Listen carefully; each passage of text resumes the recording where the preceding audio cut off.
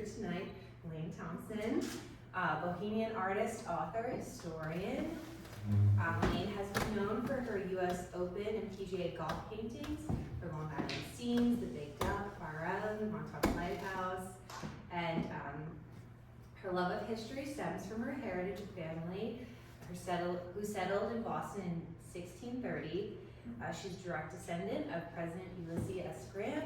Her children are related to John F. Kennedy, and her father, Frank Ryder, was a member of the Sons of American Revolution and was a pioneer of the shortwave radio, W2DQ, in Brooklyn in 1917. That was awesome. Elaine also earned a degree in graphic design from State University of New York in Farmingdale, and also studied in Southampton College, Parsons College of Design, Hofstra University, Dowling College, and Suffolk County Community College. Before devoting herself to oil painting, she worked as an art director, muralist, book publisher, author, and illustrator. So we're really excited to hear from her tonight, so thank you so much for coming.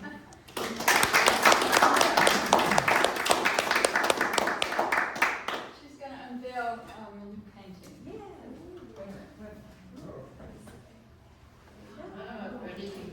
Beautiful. Fire Island Lighthouse. Very beautiful. The latest painting. I did another painting of the Fire Island Lighthouse, which was the Van Gogh look. This one. I have a whole Van Gogh collection of art too. But I wanted to put the Woody in there with the surfboards on top and do a realistic painting. So I did that one realistically. So people say to me, when did you start your art career? Well, actually, I started late. I didn't start until I was 5 years old. And I lived in a shack in Holbrook, actually during the blizzard of 1947, 48. And I didn't have any crayons or anything like that. So then my mother decided to move to Sable, so we moved to a 15-room house, which was part of the first schoolhouse in Sable. So actually, I have a map of, 1853. You've probably seen it in town halls and schoolhouses, this huge map of Suffolk County. And that was in the attic of that house. And that's where my father had his radio, ham radio set up there. But when we moved to Sable, they gave me a box of crayons. I went to school, 5 years old. So that's when I started my art career, when they gave me the box of crayons. Before that, I didn't have anything. I didn't have any crayons, paper, or anything. And by the time I was 6 years old, my teacher taught me to draw in perspective. I was drawing in perspective by the age of 6, and I became a professional at the age of 15, selling my art, 15 years old. And then I went to Farmingdale State University and became a graphic designer. But shortly after I graduated from college, I got married and I had 2 children, and I was working at an advertising agency just 1 day a week or something like that. And what happened was my husband passed away.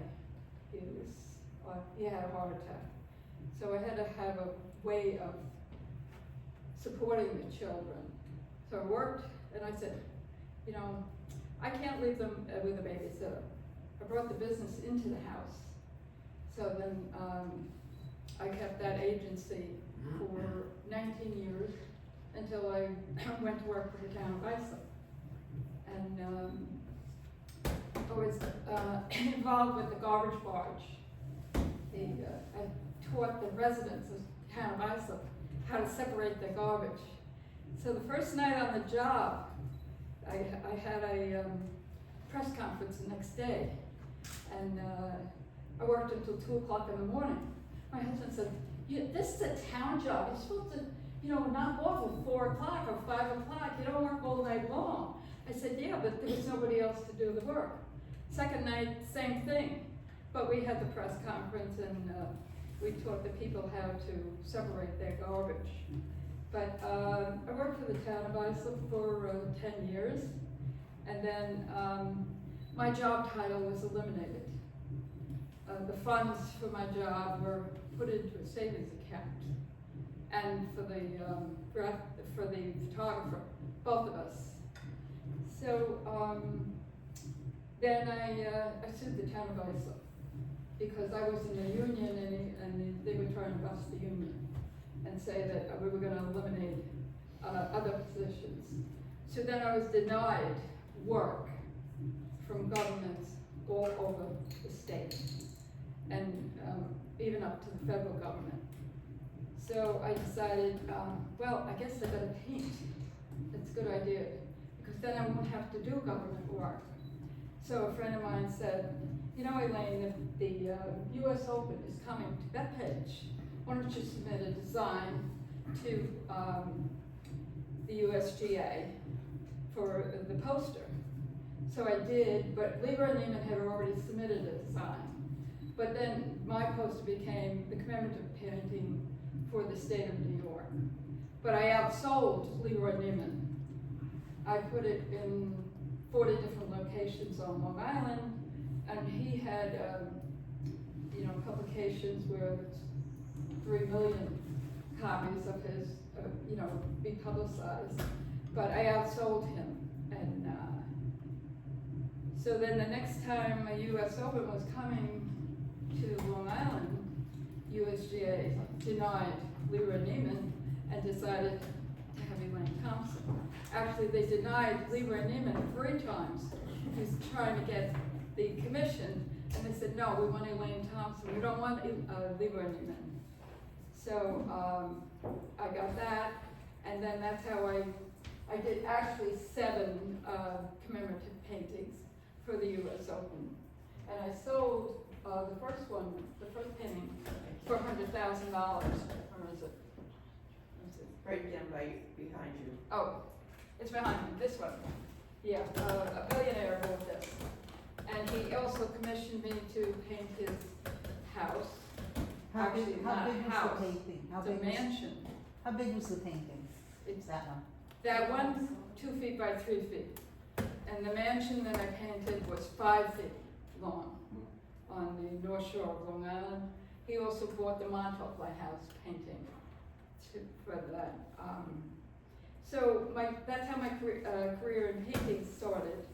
But shortly, while I was working for the town, at night I would work on the first book that I was commissioned to do by the Bohemia Fire Department. Now this was all my design, and this was quite an undertaking, because what I did was 2 nights a week I go into the library in Salem, and I would read the Suffolk County News microfilm.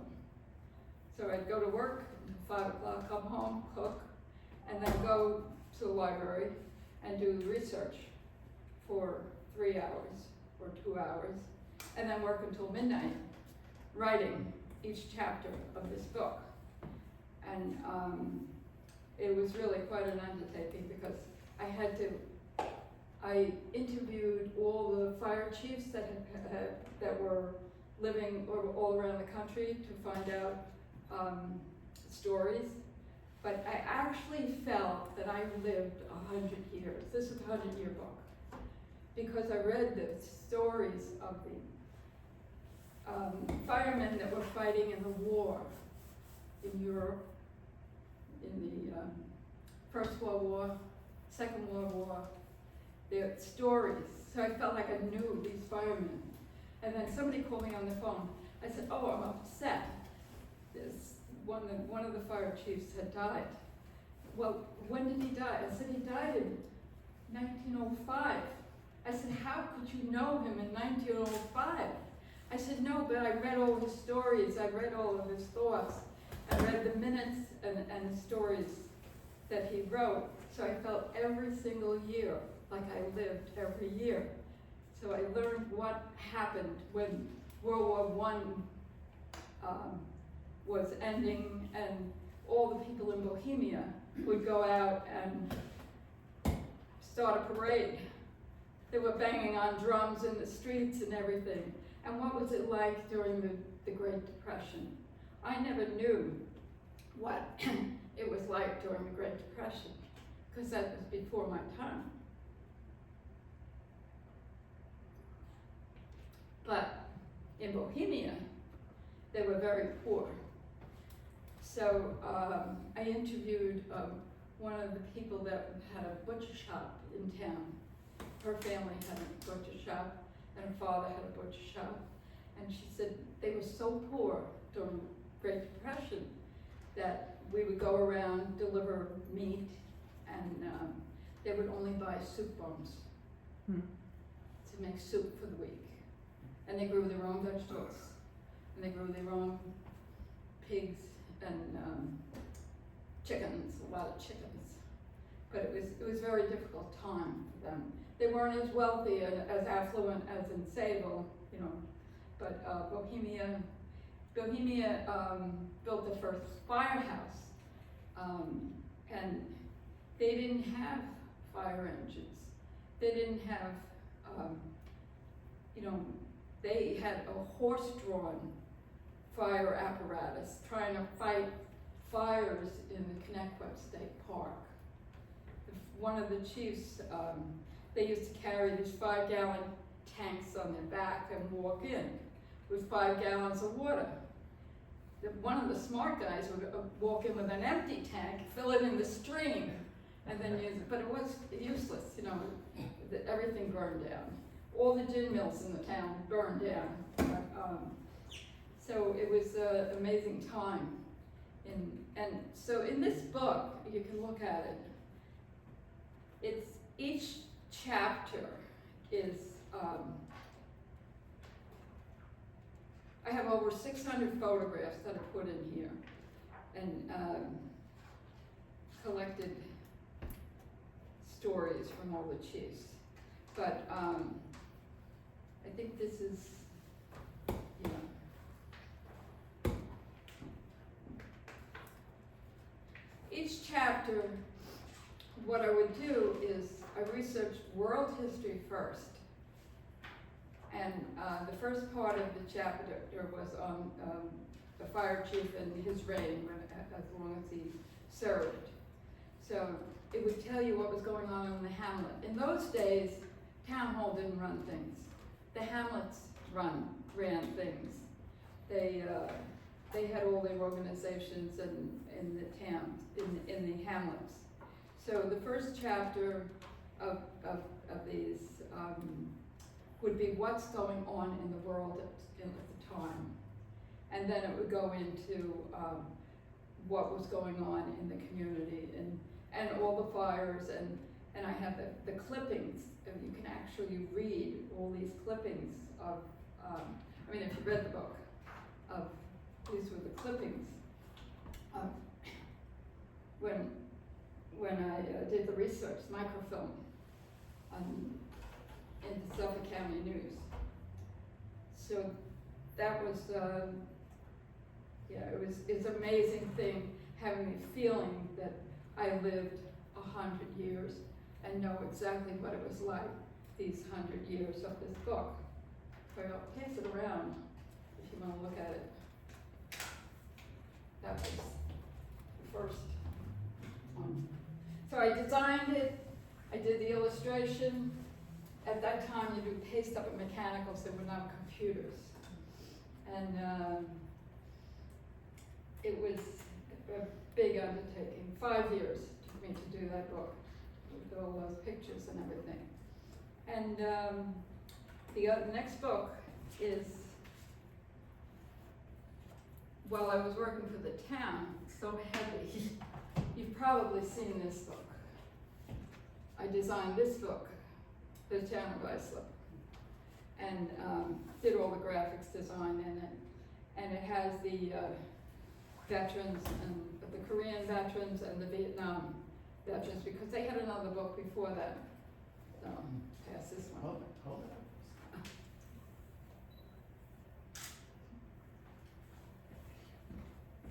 You want to see it? It weighs a ton.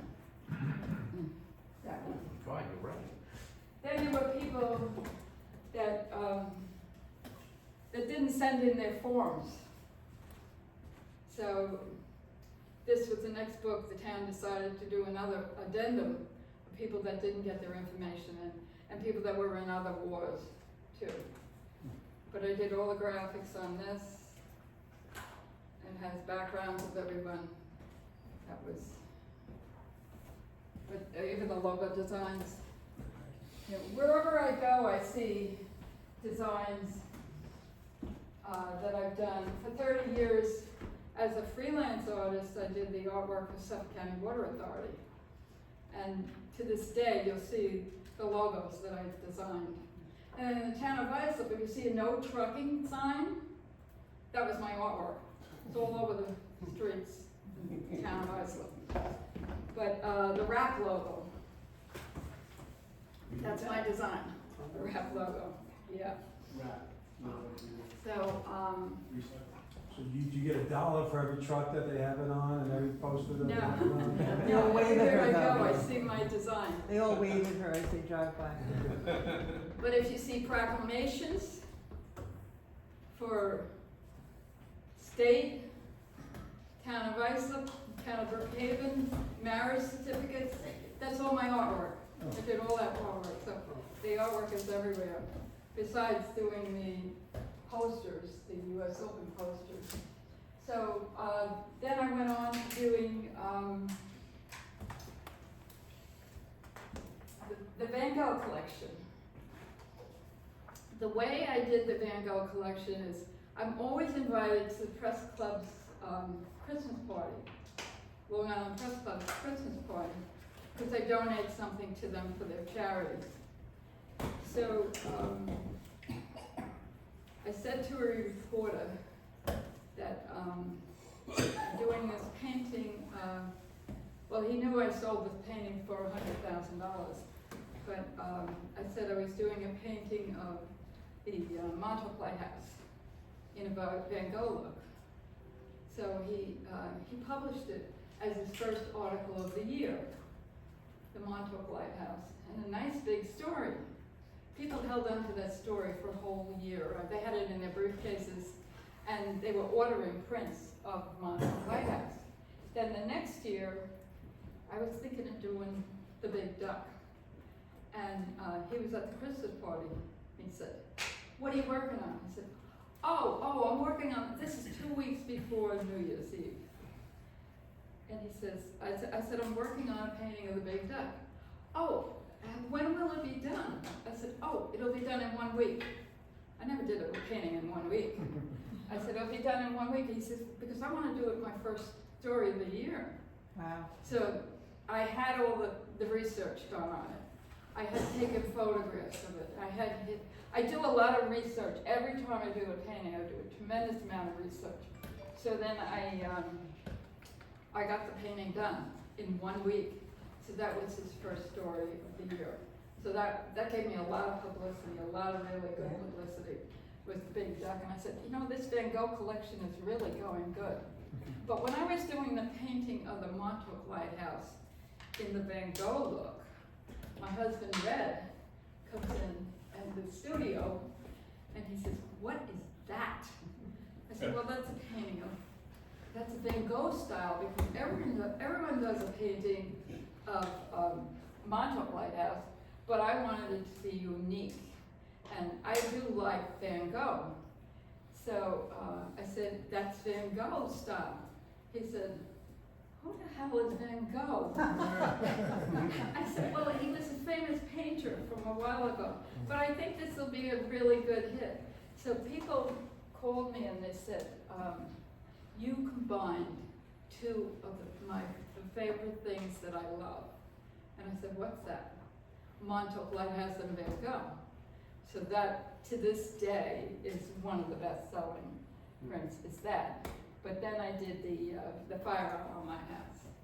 So I sell, it's the best-selling print at the Fire Isle Lighthouse, this Van Gogh piece here.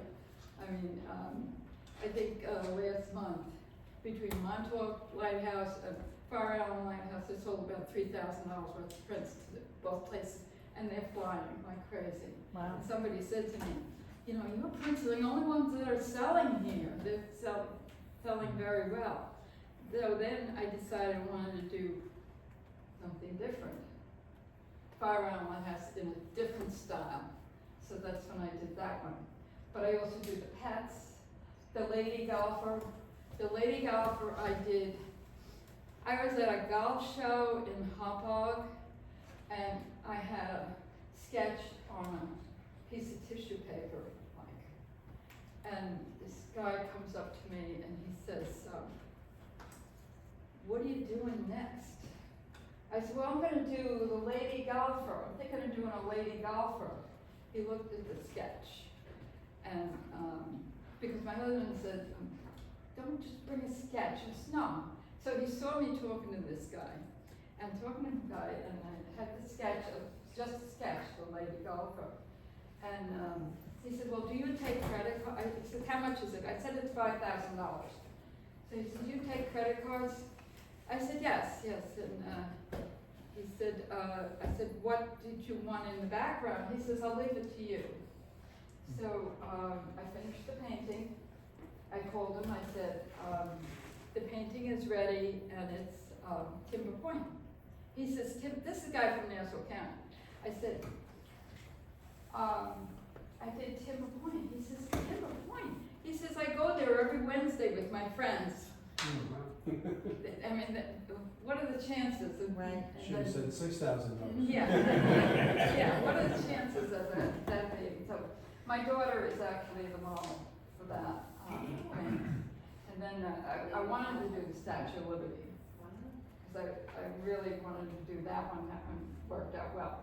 Now this here is the, I worked with Peter Cohalan. Does anyone know Peter Cohalan, former county executive? I worked with him personally on this logo. He asked me to design it, and I gave him like 3 designs, and this is what I came up with. So this was the official logo for the 300th anniversary of Suffolk County, and it was all over everything for the 300th anniversary of that.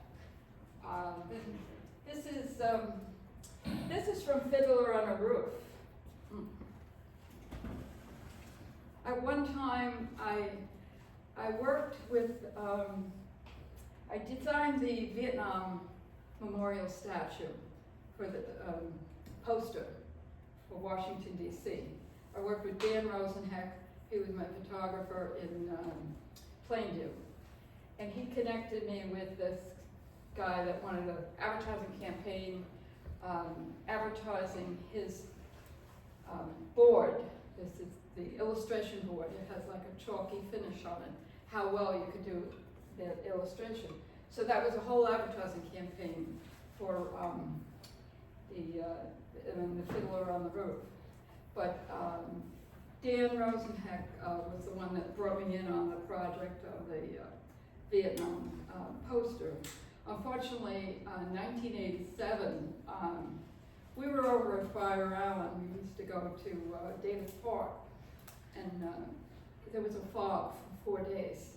We couldn't come back on a boat because it was just too soupy. So when I came back, the phone rang, and there was somebody on the phone said, "Are you sitting down?" I said, "What?"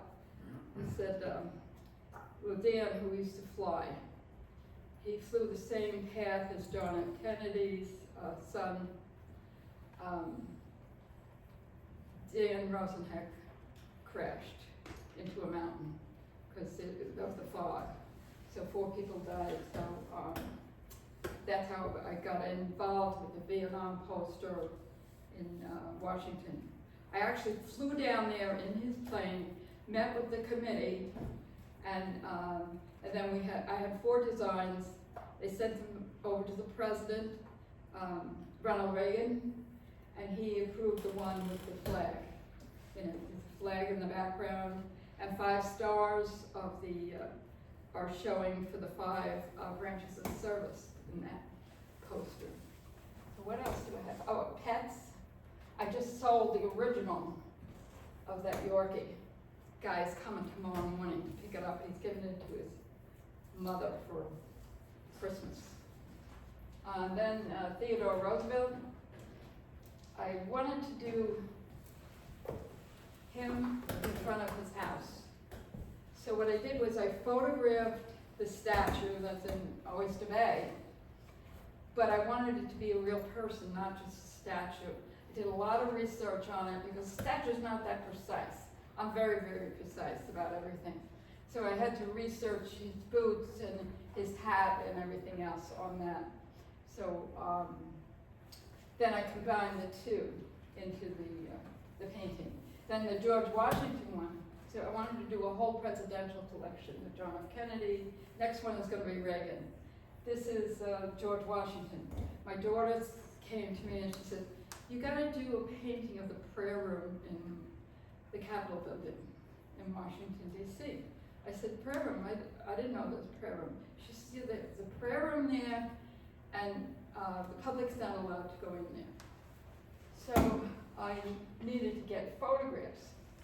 I contacted Congressman King's office, and they didn't even know there was a prayer room. They had no clue. And they said, "We'll get back to you." But they didn't get back to me. I said, "Well, I'm going to have to figure out something else." So I researched the chaplain in the United States Congress, and I got his email and his telephone number. So I emailed him, and I sent a phone message, and within 10 minutes, they called me back. His staff called me back. And in the email, I said I wanted to do a painting of the prayer room. And this is the stained glass window in the prayer room. They said, "We know who you are. We have a messenger here sending you out right away pictures of that stained glass window of George Washington praying for his troops and the prayer room." So there's like a Bible and a little altar there and 8 chairs, and it's a stained glass window. But I wasn't happy with the look of the stained glass window. Stained glass window, the hat was not precise, the uniform was not precise, and the boots were not his boots. So I did a lot of research on that to get that. And I worked a very long time on it. That was all hand lettered. All that lettering, all those lines are hand painted. It's not computer generated. That one. And then I started to do the recent collection of the cliffs. Went there, had 10 days to Ireland, and this is the first painting, and the second painting is Blarney Castle. I did not kiss the stone, because when I was on the trip, I was on the tour, I said, the steps are very uneven, and it's not a good idea going up there. It's not really even worth it going up the steps. So this other guy, this elderly guy, says, "Well, I'm going up." So when he came down, he said, "They should have warned me that it was uneven. That was terrible." So I'm glad I didn't go to kiss the Blarney Stone, but I saw the Blarney Castle. But I mean, you know what you have to do is you bend over backwards. Yeah. The only time I ever bent over backwards was when I was doing belly dancing classes. You do a back bend, but I wasn't going to do that on the Blarney Stone. So, let's see, what else did we have? Oh, David's Park. That was actually one of the first painting that I did. It's a circular canvas. And then I have the pets. And then John F. Kennedy. My 2 kids their great-great-grandfather was John F. Kennedy's grandfather. It's the Fitzgeralds. The Fitzgeralds married the Walshes, and my mother-in-law was Walsh. So somebody said to me when they saw the painting, "Is that your son?" I said, he said, "You did a painting of your son." I said, no, that's John F. Kennedy, but my son is related to John F. Kennedy, and that's why it looks so much like my son. And then I decided to do Abraham Lincoln with Donald Trump, and some people don't like it, so they buy that one. Or I can crop it and just do Abraham Lincoln. But they went through, I call it Trump, the party of Lincoln, because they had, I have a little story here if somebody wants to read it. The similarities that they had. But there's actually 4 models in that painting. One is, Donald Trump's head. But the body model is the Suffolk County Republican leader, Jesse Garcia. He posed for that. And then the hand of Trump. I had my Army Ranger grandson pose for the hand of Trump. And then the other 2 hands of Lincoln, I didn't have good pictures of that. My son's hands, that was his hands. So there's several models in that painting. Does anyone have any questions? No questions? I have one. Did you paint the garbage barge? Did I paint it? No, but I did a lot of graphics on it, yeah. That's how I Yeah. cut things. Yeah, but everything, see, my husband makes all these frames, and I do all the assembly. But all the pieces you see here, they can come in black. I have the originals too. Some are really, a lot of the originals are sold. But you can order these in whatever size you want with whatever frame you want, in black and white or color. From little pieces all the way up to 5 feet wide. I've sold Montauk Lighthouse pictures up to 5 feet wide and have them printed up. It all depends on what your budget is and what your decor is. But these are quality frames. I buy 400 feet of each molding. If you go to a framer, they multiply the cost of materials by 7 times. I multiply it by 2 because I'm making the money on the artwork. Plus, I don't have to pay for a store. I have my home store. I have a gallery, a home gallery in Bohemia. You come there anytime you want, and I do personalized. A lot of people want a personal message on their posters. So I also have, I don't have them here, but I have posters from each one of these events. And here's my business card. You can take my business card. And it has all the posters on there. And So I have one question. it's So not framed and unframed. what is the most, what subject matter do you have the most fun doing? The most fun doing. I guess I really enjoy doing the big duck. That was just ducky. That was my big, and I did it so fast. I couldn't believe I did that painting in 1 week. But I also did this one in 2 weeks, this Fire Island Lighthouse, this new one. But the bigger ones, like the first one that I got $100,000, that took me 3 months. And I do a lot of research. This, the bottom of it is the 8th hole in 1938. The middle is, during the gas shortage in the 1940s. They took a wagon, horse and wagon from the train to the golf course because of the gas shortage.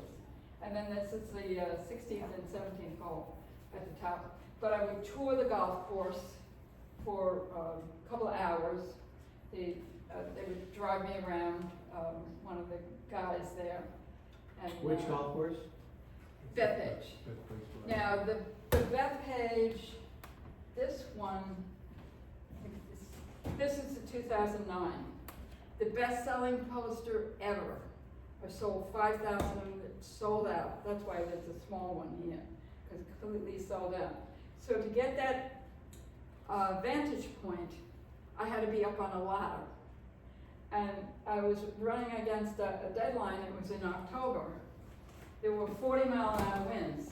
The golf course was shut down because of the wind. But I said, I gotta take these photographs. So I said, I'll bring the ladder to the guy who took me out on a golf cart. I got up on the ladder. I said, you just hold the ladder, I'll take the shots. So I took 3 shots, and it was the third shot, that was the perspective that I wanted, and then I had to jump over the ladder because it was just too windy. So that's how I got that view to paint. But I take hundreds of photos whenever I do a golf course. I toured, I was invited to paint Trump, Bedminster. I was going to be doing the PGA Championship there. And so I toured the golf course. And, well, actually, I was at the 2019 PGA Championship. And these three guys came up to me. And I saw they had the Trump logo on them. And they said, we're from Trump. We want you to come and paint our golf course. I said, oh, okay, all right, I'll come paint the golf course. So I went there, my husband and I, and we rode around for a couple of hours out in the middle of nowhere, absolutely nowhere. So when we were done, and they had goats there. I love goats. I used to have goats when I was a kid. I was raised on goat's milk. So, and they cut the grass. The goats cut the grass at Bedminster. So I said, where can we eat lunch? I've been out and there's nothing around here. The guy says, follow me. So we went up to the clubhouse, the second floor. They had this big restaurant there. And my husband ordered the Trump burger, and I ordered something else. And when we were done, I said, where can I pay for this? And he said, there's no charge. He says, we're honored to have you here. That made me feel good. So then they took us around, he took us around to show us all the private rooms where the first cabinet meeting was, and the bar and everything.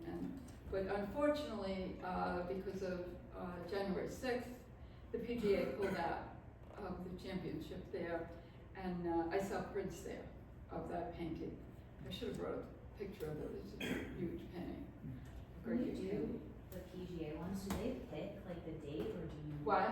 Like how some of them have like specific dates and like scenes. Do you pick that, or does the PGA pick that? Pick the what? The The like design? exact scene that they want to see. No, you see, other people are submitting designs, and you see, I do a tremendous amount of research when I'm doing a painting. I brainstorm it. So I decided I wanted, see, the caddy boy is part of the logo on all the shutters. There's a little caddy boy. So I had my grandson pose for that one and the 2009. In 2009, I took a photo of him with the bag and everything. He was a good model. And then I had an extra photograph of him going like this. Now, he became an Army Ranger, and I said to him, Jamie, you're saluting. He said, no, Grandma, you salute with the other hand. So, but I decided I wanted the 8th hole because of the water hole, and it was a very nice view. And then I wanted to have the sign in there and the building, and then I wanted the caddy boy in there again. I bought that bag at an antique shop. Those are my father's socks from the early 1900s that I put on him. And I rolled up his pants. And actually that's my sweater. But he was a really good model for that. He modeled for both of those paintings. And I use family members for models all the time. My daughter, Red, actually modeled for swinging, which one's? Oh, he was the model. No, you know what? He was the model. No, when I worked for the town of Islip, I had to do all these posters for the stop campaign of chemicals and all, and I used him in the model. Used him. He looked like Uncle Fester, with all these chemicals and everything. But they couldn't use him after I left the town of Islip. They couldn't use his images anymore. But he did a lot of modeling for me, with character model. One time he was something about returning books or recycling things. So he was in a library with stacks and stacks of books, and that he was a model for that. He was a model on a lot of, it's a really nice, very good model, you know. So, so that's it. If you have any more questions. Elaine, where is that, But if you- what? that course? Where is that course? The second picture? Oh, this is Shinnecock. Yeah, that's what I This thought. was the US Open, 2018 at Shinnecock. And this is this was the designer of the course, Willie Davis. That was another story, because Willie Davis, I had a photograph of him that was in the Shinnecock's book from, is it 1891, from 1891. But the USGA wouldn't let me use it unless I contacted the family. So I had to find his family from 1891, which was an undertaking, try to find that. So he also designed another golf course in Connecticut. So they didn't know where the family was. Nobody knew where the family was.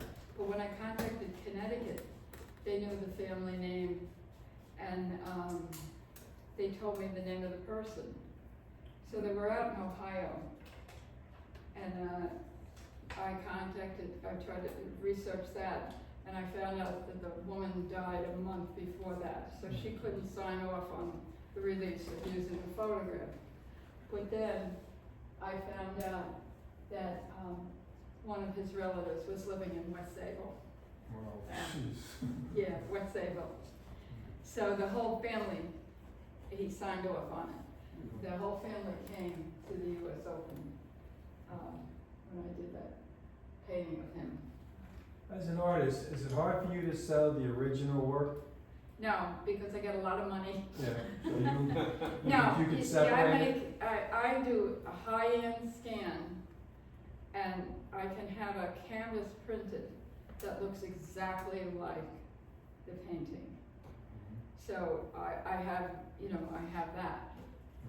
But then I make prints too. Right. So it's not difficult.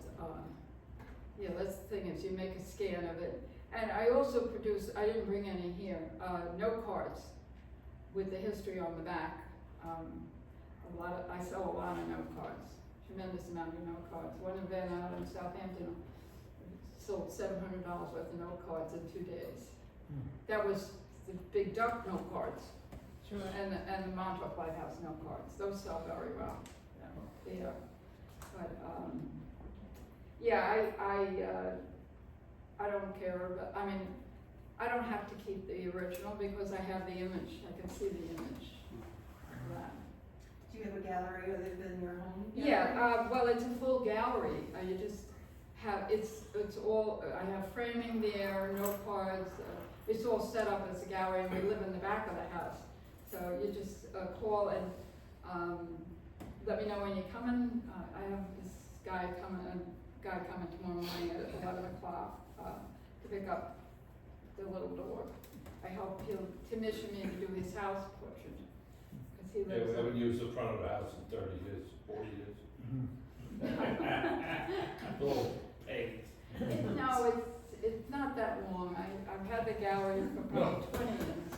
Yeah. Well, we have a big house.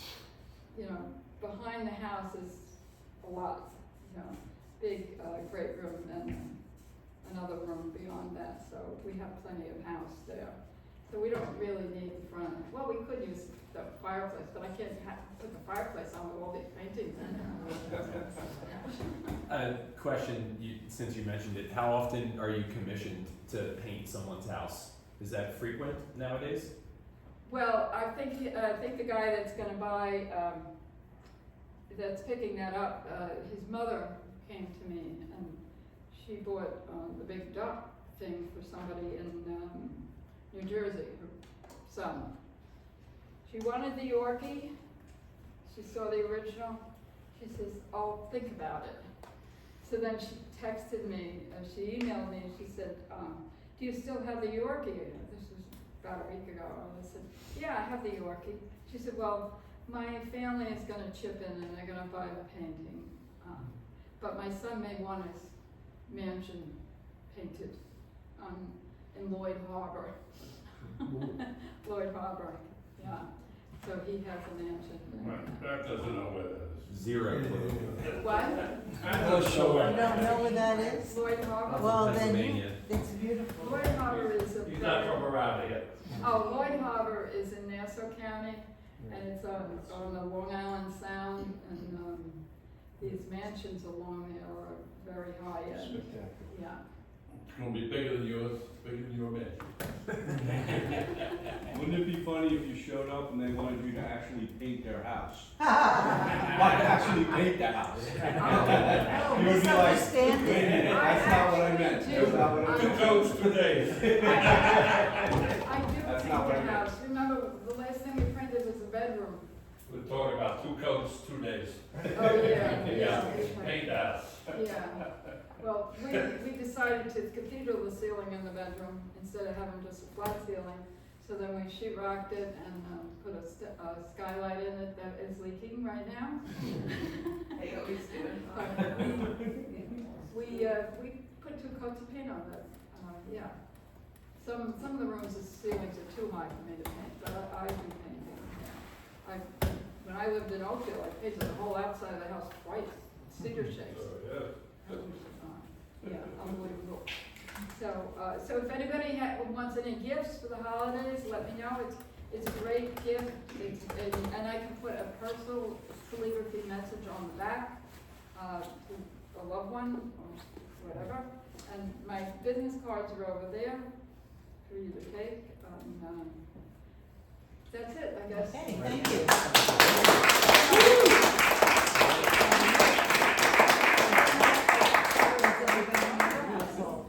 Make sure you don't leave any of these. Make sure you do. Oh, yeah. Post office. Well, I need my post office right. Take Take care. care.